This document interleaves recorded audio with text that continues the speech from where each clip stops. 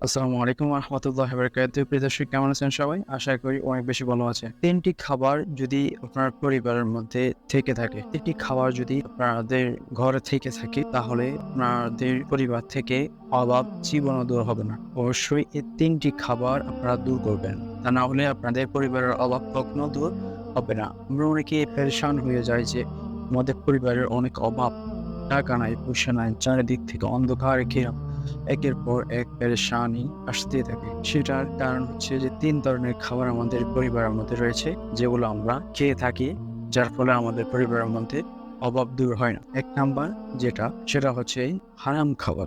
হারাম খাবার।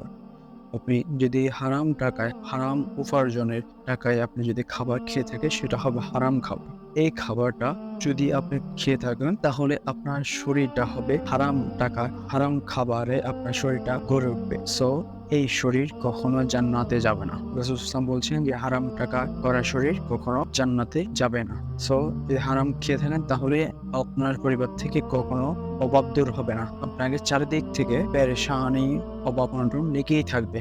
এবং আপনি যদি হারাম টাকায় কিনা ফ্ল্যাটে থাকেন, যে ফ্ল্যাটে থাকেন আপনি, ওইটা যদি হারাম টাকায় হয়ে থাকে, তাহলে আপনার কোনো দোয়া আল্লাহ সুবহানাহু ওয়া তাআলার দরবারে কবুল হবে না। এটা আপনারা অবশ্যই খেয়াল করবেন। আপনারা অবশ্যই হারাম থেকে বেঁচে থাকার চেষ্টা করবেন। ২ নম্বর হচ্ছে দুর্গন্ধ জাতীয় খাবার। দুর্গন্ধ জাতীয় খাবার যদি আমাদের পরিবারের কেউ খেয়ে থাকে, তাহলে আমাদের পরিবার থেকে অভাব-অনটন লেগেই থাকবে। পরিবার থেকে অভাব-অনটন কখনো দূর হবে না।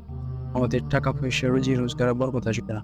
যদি দুর্গন্ধ জাতীয় খাবার থেকে থাকে, যেমন কাঁচা পেঁয়াজ, কাঁচা রসুন, এই ২ টা খাবার আল্লাহ রাসূল ইসলাম অপছন্দ করতেন।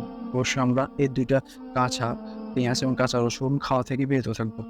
৩ নাম্বার হচ্ছে বিসমিল্লাহ না বলে কোনো খাবার যদি আমাদের পরিবারে কেউ খেয়ে থাকে, তাহলে অবশ্যই সেটা দূর করবেন। বিসমিল্লাহ, পরিবারের কোনো সদস্য যেন বিসমিল্লাহ না বলে কোনো খাবার না খায়।